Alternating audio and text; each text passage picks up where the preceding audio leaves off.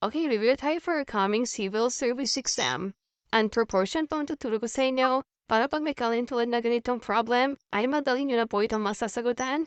Okay, so sagutan natin itong two problems.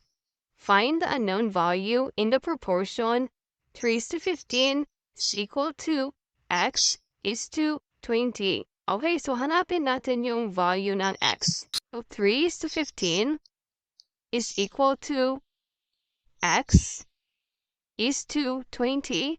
Pag ganitong problem, i-multiply lang po ninyo yung means at yung extreme. So yung means, yung 15 and x. So remember this one, yan po yung means. So 15 times x is 15x.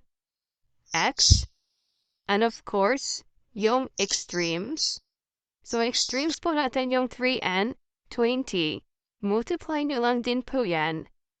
So is equal to 20 times 3 is 60. The product of the means is always equal to the product of extremes. So yan po yung technique po yan. So para maiwan yung x, divide lang po natin both sides by 15. 15, okay. Therefore, x is equal to 60 divided by 15 is 4. Therefore, the answer is letter D. Okay, number 2 naman po tayo. Find the value in the proportion 5 over x is equal to 3 over 9. So, paano naman pag ganito?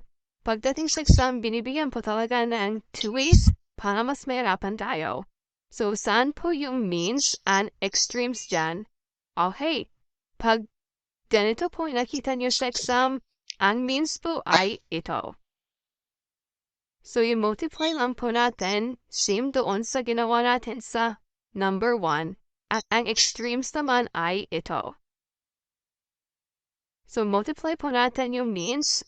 3 times x is 3x is equal to 5 times 9 is 45.